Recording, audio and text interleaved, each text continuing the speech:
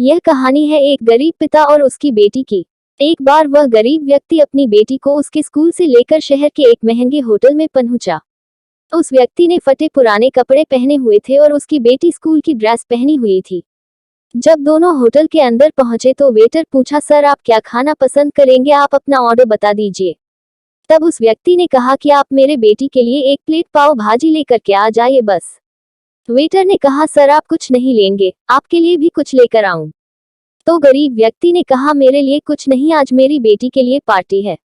मैंने इससे वादा किया था कि अगर तुम इस जिले में 10th क्लास में टॉप करोगी तो तुम्हें मैं सबसे महंगे होटल में पार्टी दूंगा, तो आप सिर्फ बच्चे के लिए पाव भाजी ले आइए। वेटर ये बात सुनते ही दौड़कर अपने मालिक के पास गया और बोला कि सर आपसे एक छोटी सी रिक्वेस्ट है कि आप मेरी सैलरी से पैसा काट लेना, लेकिन आज मैं चाहता हूं कि उस बच्ची के साथ उसके पिता को भी एक प्लेट पाव भाजी खिलाया जाए, क्योंकि उस बच्ची ने पूरे जिले में 10th क्लास में टॉप किया है। वह गरीब पिता है, ज्यादा पैसे नहीं होंगे इसलिए कह रहा है, सिर्फ बच्ची के लिए ले आओ।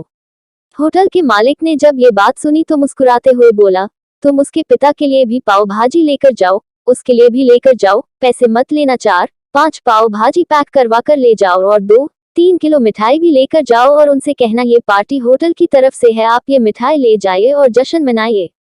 जब वेटर ने 2 प्लेट पाव भाजी लेकर गया तो वह व्यक्ति चौंक गया और बोला, मैंने तो एक ही मंगाई थी, मेरे पास पैसे नहीं है। वेटर बोला, अरे सर शर्मिंदा मत कीजिए, ये पार्टी होटल की तरफ से है, आपकी बेटी, हमारी बेटी ने टॉप किया है, ये मिठाइयाँ लेकर जाइए और जश्न मनाइए। पिता और बेटी खुश हो गए और चले गए। कई साल बीत गए। उस गरीब पिता की लड़की अब यूपीएससी की तैयारी करके कलेक्टर बन चुकी थी और इत्तेफाक से उसी शहर में उसकी पोस्टिंग हुई थी।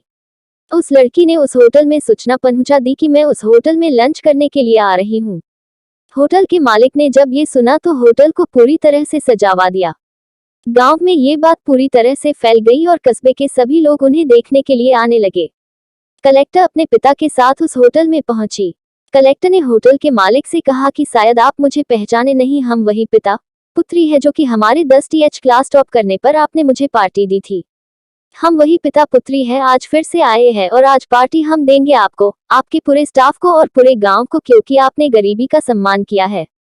आपने उस दिन जो पार्टी दी थी, मुझे बताया कि मुझे कितनी और ऊंचाई तक पहुंचना है, कितनी और बड़ी मंजिल को छूना है। आपने एक नई प्रेरणा दी थी और आज मैं उसी प्रेरणा का एहसान चुकाने के लिए आई हूँ।